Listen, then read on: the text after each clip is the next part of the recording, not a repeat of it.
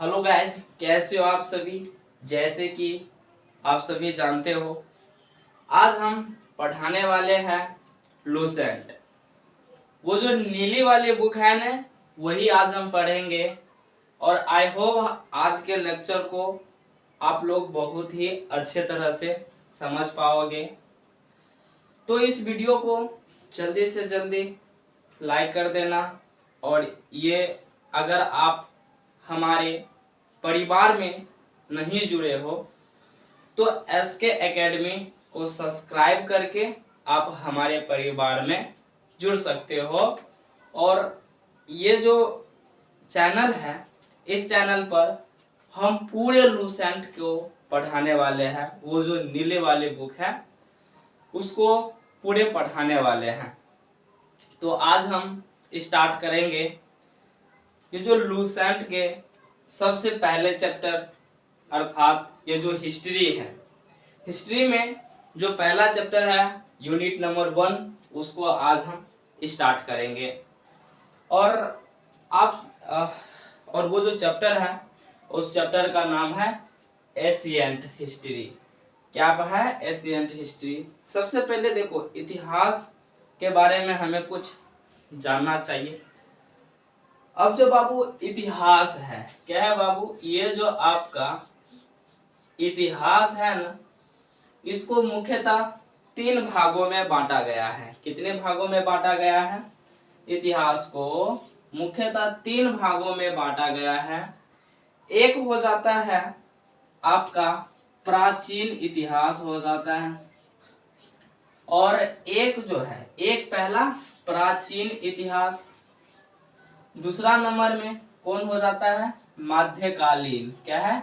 मध्यकालीन इतिहास हो जाता है, मध्यकालीन इतिहास हो जाता है। और इसके बाद ये जो तीसरा है, तीसरा हो जाता है आपका आधुनिक इतिहास। क्या है? आधुनिक इतिहास।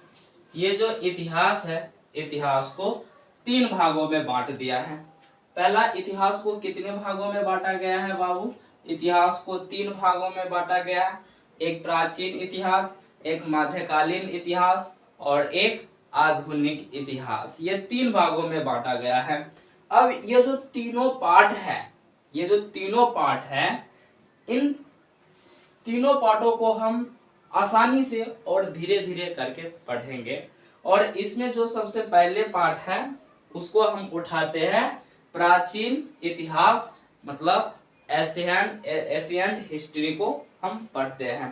तो चलो एशियंट हिस्ट्री को, चलो एशियंट हिस्ट्री को स्टार्ट करते हैं। तो ये जो प्राचीन इतिहास है, क्या है, आज हम बात करेंगे प्राचीन इतिहास के बारे में। प्राचीन इतिहास, हमें सबसे पहले यहाँ पर यह जानना है कि ये जो प्राचीन इतिहास है, आखिर इस प्राचीन इतिहास की जानकारी हमें कहाँ से मिलता है और किन किन चीजों से मिलता है। तो इसमें सबसे पहले टॉपिक है प्राचीन इतिहास का स्रोत। क्या है?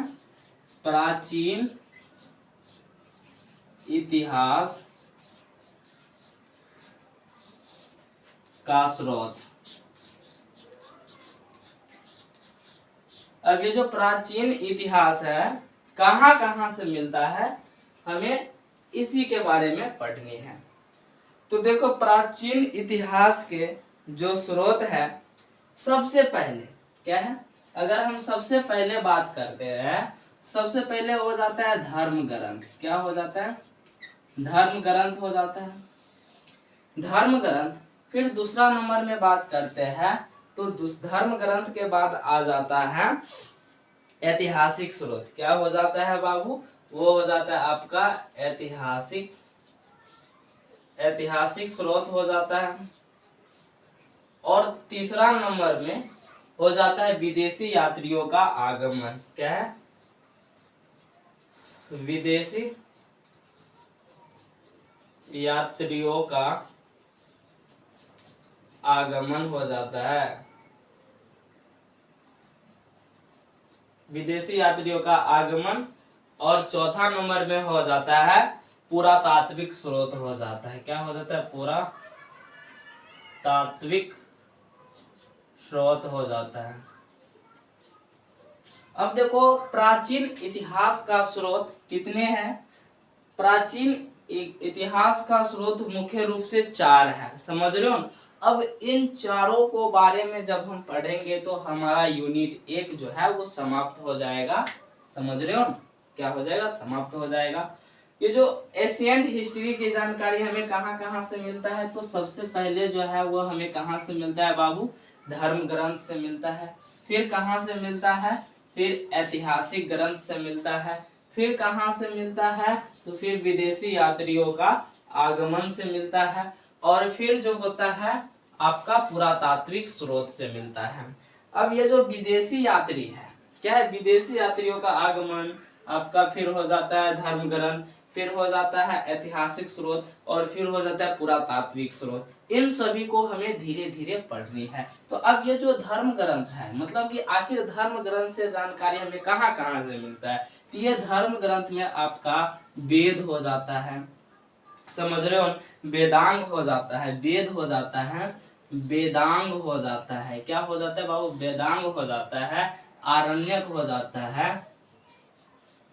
आरण्यक हो जाता है, और उपनिषद हो जाता है।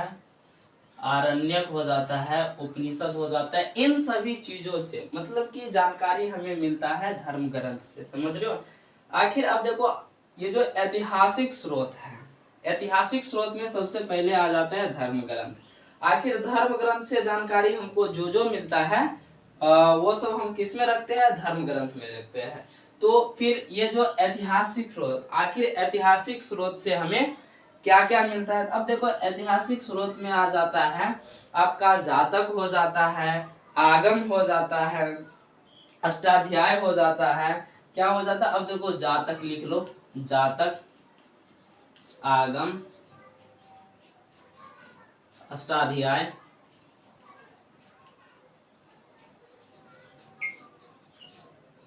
क्या है? जातक, आगम, अष्टाध्याय, इन सभी चीज जो है क्या, देखो बाबू जातक, आगम, अष्टाध्याय, इन सभी चीजों के बारे में हमें आगे पढ़नी है, समझ रहे हो।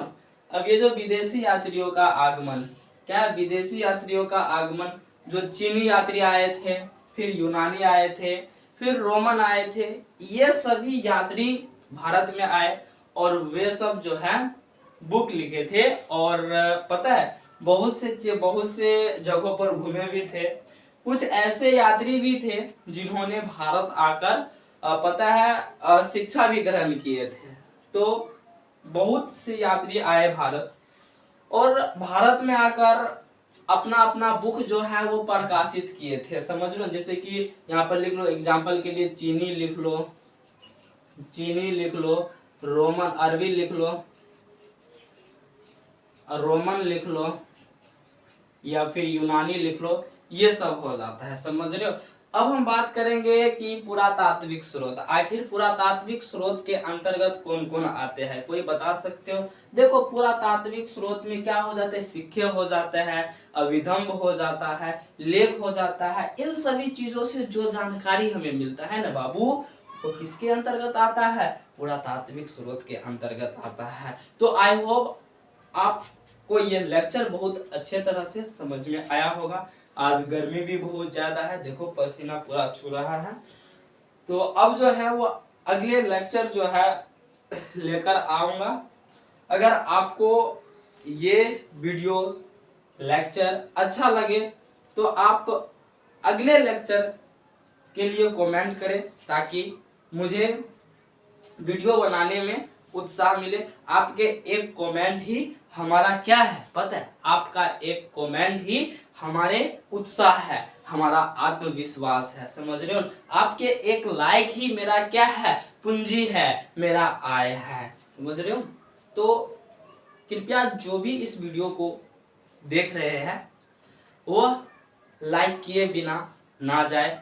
कम से कम एक लाइक तो जरूर बनता है। अगर आपको यह वीडियो अच्छा नहीं लगता है तो आप डिसलाइक करके भी जा सकते हो। तो चलो अगले वीडियो में मिलते हैं।